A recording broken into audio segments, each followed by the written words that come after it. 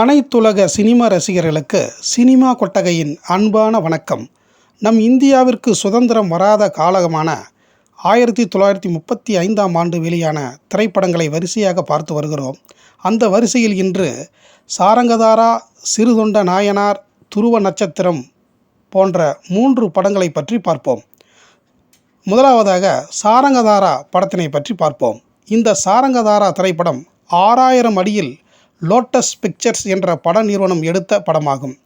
VSK பதம் என்பவர் இயக்கிய இப்படத்தில் கே. சீனிவாசன், TM சாரதம்மாள் உள்ளிட்ட பலர் நடித்திருக்கிறார்கள் என்ற தகவலை தவிர வேறு எந்த விவரமும் இந்த சாரங்கதாரா படத்தினை பற்றி கிடைக்கவில்லை. இது தெலுங்கு புராண நாடக வடிவத்தின் சாரம் என்று சொல்லப்படுகிறது. அடுத்ததாக மாலிக் பிக்சர்ஸ் கார்ப்பரேஷன் மற்றும் ராதா பிலிம்ஸ் என்ற 2 பட கம்பெனிகள் கூட்டாக ஒன்று சேர்ந்து 14,885 அடியில் எடுக்கப்பட்ட படம் சிறுதொண்ட நாயனார். இது தமிழ் காப்பியங்களில் ஒன்றான பெரிய புராணத்தை அடிப்படையாக கொண்ட படைப்பாகும். இப்படத்தை இயக்கியவர் CV ராமன். நடிகர்கள் TK சுந்தரப்பா, சௌர்ணம்மாள் என்ற இருவரை தவிர வேறு எந்த தகவலும் கிடைக்கவில்லை.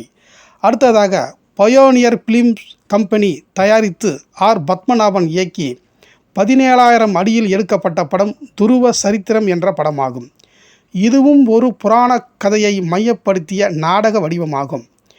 இதில் நடித்த நடிகர்கள் MS Thangappa, PS Gnanammal, V Swaminathan, RB Lakshmi Devi உள்ளிட்ட பலர் நடித்துள்ள இப்படம் நாடகத்தில் பெற்ற வெற்றியை சினிமாவில் பெறவில்லை என்று சொல்லப்படுகிறது.